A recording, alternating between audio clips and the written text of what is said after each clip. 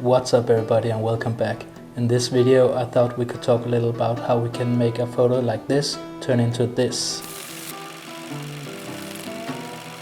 So this summer I went to Isle of Skye in Scotland and it was absolutely amazing. I took a lot of photos, but today I wanted to talk about this one.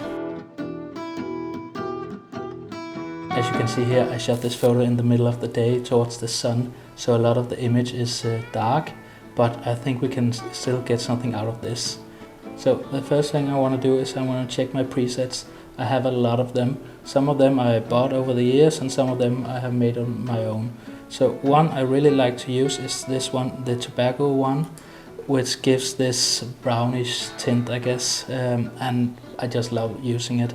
But as you can see, the image is really dark, so we need to bump up the exposure just a little bit, something around there, and then we're gonna fix the white balance. And I'm just gonna use the eyedropper here and see. So after applying my preset, this is what I'm ending up with. As you can see, I still have a way to go, but this is where it gets interesting because we're gonna shape the light in the image. So I'm going over to the masking tools and I'm gonna start by choosing the foreground or the subject, I guess, to brighten it up. So I'm just gonna paint in like this. And I'm using the auto mask, so hopefully I won't get over any lines. Sometimes it works, sometimes it doesn't, it depends. So something like that, and I'm just gonna brighten up the entire scene. So I'm starting with some exposure, something like that, some whites and some shadows. So what's happening when you're adding light like this is that you're losing contrast and saturation, so you need to add that back in.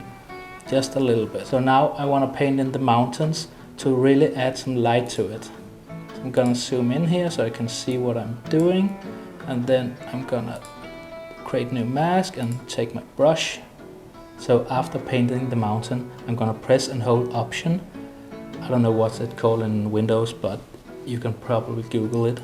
And I'm gonna press Intersect and then Linear Gradient. So now when I apply my gradient tool, it's only gonna affect the area I have painted in. So I'm doing like this. As you can see, I get a nice gradient on the mountain, something like that. And then I can add more light again, just a little bit. You don't want to overdo it, just so it's a little visible.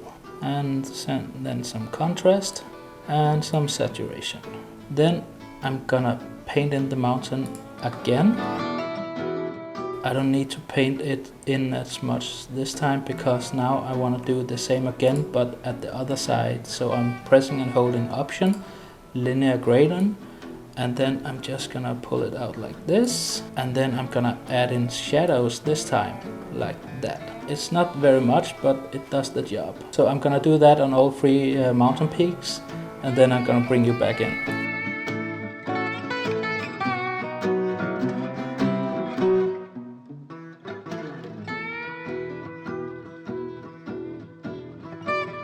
So that was the first step, but as you can see I'm not really done yet because I want to add more light and shadows to really create some dimension in the photo. So I'm gonna continue with my masks, and then I'm gonna, let's see here, I just want to paint in all of this area here to really create a focus point.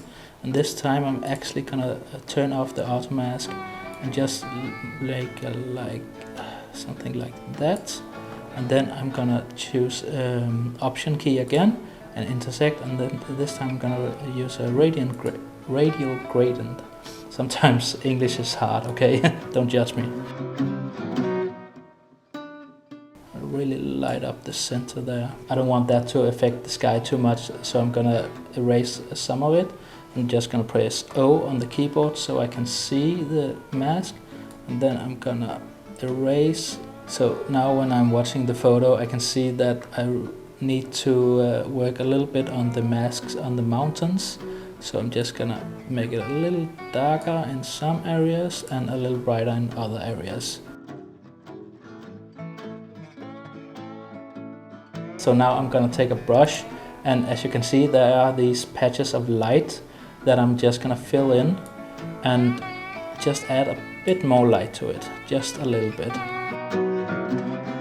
that, and then I'm gonna add some in the shadows and in the whites, and maybe just a tad exposure, and then contrast again and saturation. As you can see, that's how we started, and this is what we have right now. Now I think that the sky is drawing too much attention, so I'm gonna press the select sky tool, and this is just amazing. It's doing a really good job, so I don't need anything else.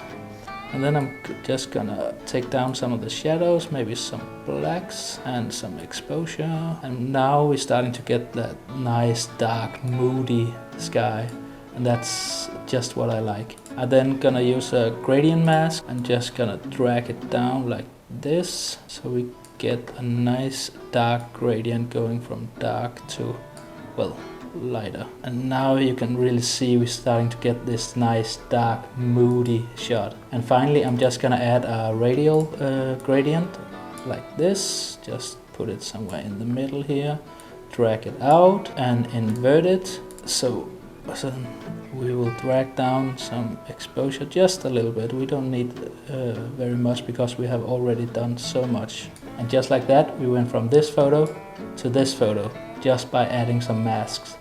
And I'm really happy with the result.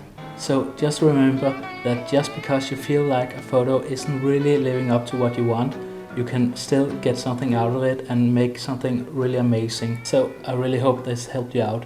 And if you do try it out, please tag me. I would love to see what you're doing. Thank you so much for watching, and I really hope to see you next time. Bye.